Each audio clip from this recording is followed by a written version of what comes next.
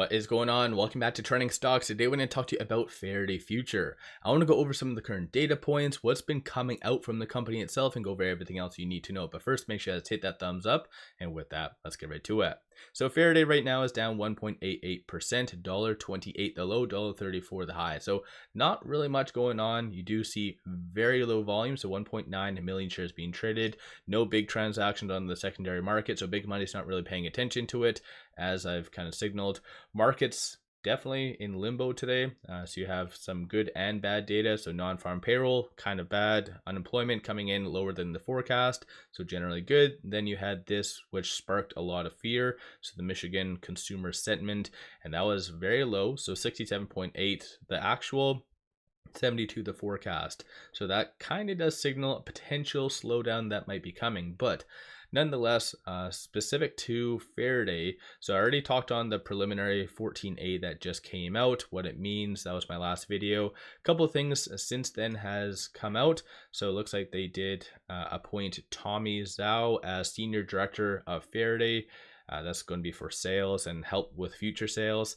So they're really committed to that kind of lower priced brand, so the FX. So I think that's good, but I still feel that a lot of investors do not grasp how costly that truly is going to be. Aside from that, they did announce a ticker change, FFAI, so that's going to be on March the 10th, and then on March the 17th, they're going to be having a Open AI Day. That one is going to be interesting because they have often enough referred to their AI, and they actually said exactly much better than the American counterparts. So very interesting, because as far as I am aware, Faraday has 0 patents for any of their technology. So having a AI day and boasting about it, they definitely need to kind of actually get the damn job done and have a very good show. But for an individual such as myself that has been covering Faraday for like 2+ years, I do know generally they like to hype up their events significantly, but majority of them are a flop and do result in the stock price going down. So that's been one kind of scenario that has not really worked out all that well. There was one thing I wanted to kind of go over with you, and that was this. So a 3-minute video, and this one, oddly enough, they posted on social media, but they didn't actually put out a 8K just to kind of talk on it. They've usually covered their bases like pretty well in the past, saying, hey, we posted this video on social media, it's blah blah blah official, but they didn't actually do that. And I wanted to, like I said, play this video, go over the good, the bad, and the ugly, what they're truly saying. So make sure you guys kind of stay tuned. Hi everyone, I'm Max, CEO of FFAI. Dr. 𝗪𝗧𝗛𝗧 and I have just concluded a 2-week business trip to China, and we'd like to take this opportunity to share some key updates and insights from our trip through this short video. The primary focus of this trip was to engage in-depth discussions with FX partners and drive the implementation of some key projects. As we all know, the competition in China's new energy vehicle market is extremely fierce, with intense market saturation and ongoing price wars.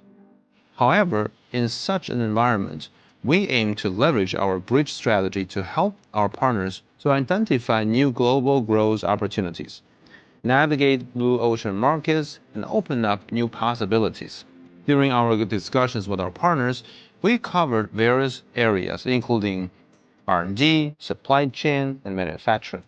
These conversations not only gave us a deeper understanding of our partners' needs, but also provided them a clear view of FaradayX's value and potential. Both sides are highly confident about the next steps, which makes us even more excited for future collaborations. Now, I'd like to invite Dr. 𝗪𝗧𝗛𝗧 to share his thoughts on this business trip. Hello everyone, I'm 𝗪𝗧𝗪𝗧𝗛, President of FX Global EV R&D Center. This trip gave me a profound appreciation of the vibrance and the potential of China's EV market. Although the competition is very intensive, our in-depth discussions with potential partners revealed many exciting collaboration opportunities. In particular, our shared vision in R&D stood out. I firmly believe in the potential for developing partnerships that would lay a solid foundation for FX rapid development and inject more innovation into the entire industry. Hey, thank you, Dr. Ghoulet, for your insights.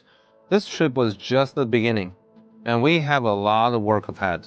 First, we'll continue to engage with potential partners and our ongoing partners to ensure our strategic plans progress. And second, you will soon see more FX testing prototypes in the US on the public roads, and then as we accelerate our efforts in both R&D and testing. Furthermore, we are focusing on hiring new talents, key members of, for example, sales and after sales, program management, AI software engineers. As you know, one of the 4 blue ocean markets is rent extender. We have started to work on rent extender solutions already, and there will be lots of work here in the US. Lastly, we'll keep you updated on the latest product developments, maintaining transparent and efficient communication so that you can stay informed about FX growth and breakthroughs. A big thank you to all of our team members for the support. The success of this trip would not have been possible without our collective efforts. So thank you all, and see you in the next update.